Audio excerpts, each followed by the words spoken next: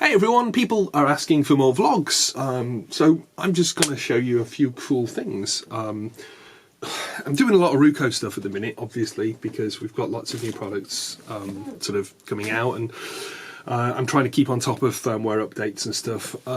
So yeah, if you haven't seen this, this is the, you won't get that in focus, will you? This is the F100 module, which is a 100mm fader, and this is the F60 module, 60mm fader.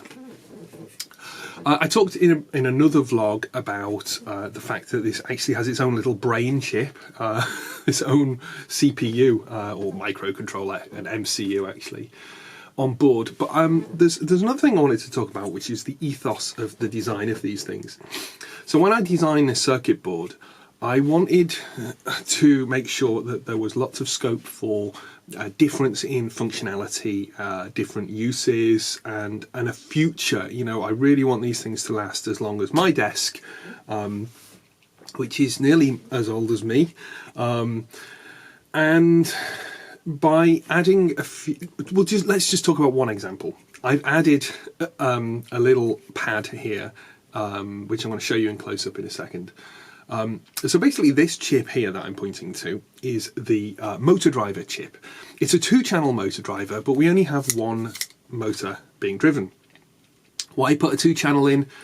Well, basically it means that in the future, should we choose to run a small fader, for instance, we could potentially do that. We could potentially have another additional module running off the same board. We could have maybe a rotary control running off that board.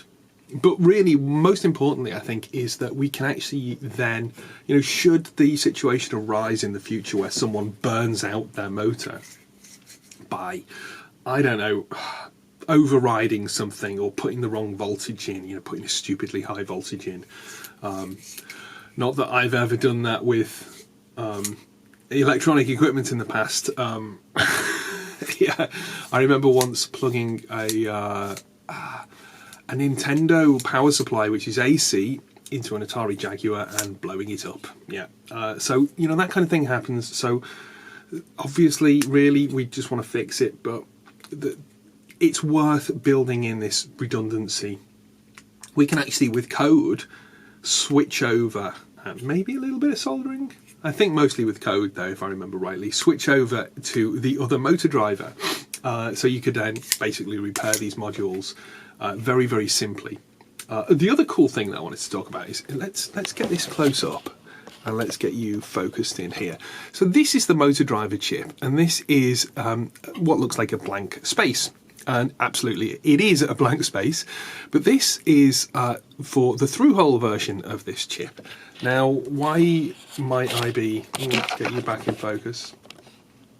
Why might I have a through-hole version of that chip on the same board? Well, basically this means that, you know, in 15 years down the line or something, if this chip does go, someone does that, you know, blows that, and they can't get that specific surface mount chip. They probably can, but maybe they're in a session in a studio in the woods or whatever.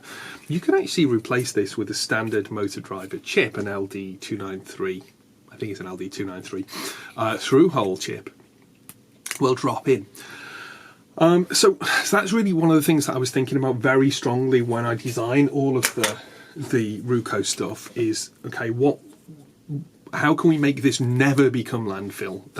That's my aim. I don't want to be making throwaway stuff because we have enough of that, I think, in the world. And, you know, all this great gear that I'm used to using is decades and decades old. And my plan is, you know, make this stuff viable to survive as long as the gear that I've sort of, you know, gone through my career using. So yeah, it's really about making the best that we possibly can, and lots of scope for future improvement. If you have one of these, or you're going to do a freeze frame here, let's get you onto a freeze frameable point there. You'll notice that there is actually a lot more on that board that we've not discussed. There are more unpopulated areas and jumpers and things that that are not in use currently. And that is a story for another day, I think, because there's some cool stuff built into these modules that we hope to unlock in the future with additional components or software upgrades, firmware upgrades, and so on. But until then, thanks for joining me. Hope you're enjoying the vlogs. I'll see you next time.